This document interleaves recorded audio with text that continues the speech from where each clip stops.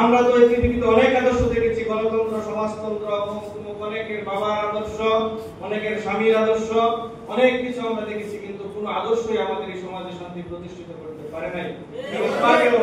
আমাদের সমাজে যদি শান্তি প্রতিষ্ঠিত করতে হয়, এই সমাজকে যদি আমরা একটি বৈষম্যহীন সমাজে পরিণত করতে চাই, তাহলে আমাদেরকে ফিরে যেতে হবে সেই রাসূলুল্লাহ সাল্লাল্লাহু আলাইহি ওয়াসাল্লামের আদর্শে।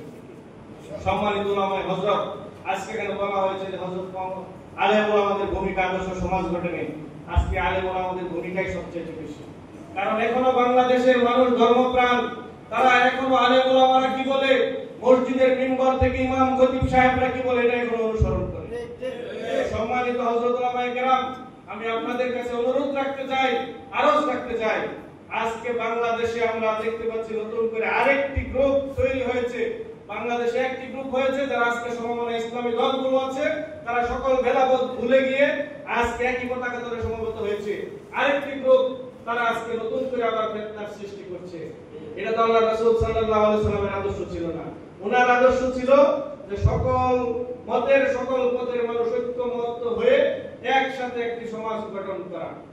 আজকে কথায় কথায় অনেকে বলে যে আমরা শরিয়া আইনে বিশ্বাস করি না, আবার অনেকে বলে যে বাংলাদেশ মৌলবাদ হয়ে যাচ্ছে, আরো নানান ধরনের কথাবার্তা বলে, কিন্তু তাদের মাসলাগত তাদের সাথে কোনো সমস্যা নাই। আর যারা উলামায়ে কেরাম, যারা হকপন্থী উলামায়ে কেরাম যারা আজকে একসাথে হচ্ছে, তাদেরকে বাদ দিয়ে আপনারা অন্যদিকে যাচ্ছেন, তাহলে আমরা এর থেকে কি শিক্ষা নিতে পারবো? আমরা এর থেকে ইঙ্গিত পাই যে আপনারা হয়তো কাদের ইশারায় আজকে যারা বিগত দিনে এই বাংলাদেশ থেকে ইসলামী আন্দোলনকে নস্যাৎ করতে চেয়েছিল, ইসলামের বাতিকে এখানে নিভিয়ে দিতে চেয়েছিল, আজকে আপনারা তাদের সাথে আঘাত করে আবার নতুন করে আপনারা ফিতনা সৃষ্টি করছেন। তো সম্মানিত উলামায়ে কেরাম, আপনাদের কাছে অনুরোধ রাখতে চাই যে আজকে আসুন আমরা সকল মতামত, সকল ভেদাভেদ, সকল মাসলাক ভুলে গিয়ে আমরা একই আদর্শে আল্লাহর রাসূল সাল্লাল্লাহু আলাইহি ওয়াসাল্লামের যে দেখানো পথ, সেই পথ যদি আমরা অনুসরণ করতে পারি, আগামী দিনে আমাদের সামনে যে নির্বাচন আসতেছে, যে ব্যালট বিপ্লব আসতেছে, সেই বিপ্লবে যদি আমরা ভূমিকা রাখতে না পারি, তাহলে আল্লামা সাঈদী কোরআনের পাখি আল্লামা সাঈদী বলেছিলেন যে বাংলাদেশের আকাশে এমন এক দুর্যোগের ঘনঘটা আসতেছে, এমন একটি অন্ধকার যুগ আসতেছে যেটার শুভে সাদেক হওয়া কঠিন, প্রায় অসম্ভব। প্রায় আমরা দেখেছি এই ধরনের একটি সমাজ।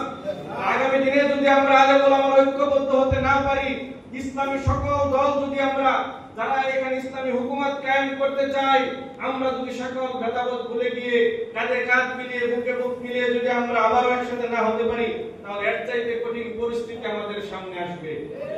সেই পরিস্থিতিতে দেখবে না কার পাঁচ কলিওয়ালা টুপি, কার লম্বা জুব্বা, কার দাড়ি লম্বা, কার দাড়ি খাটো, কার পাঞ্জাবি গোল, কার পাঞ্জাবি লম্বা, এগুলো দেখবে না।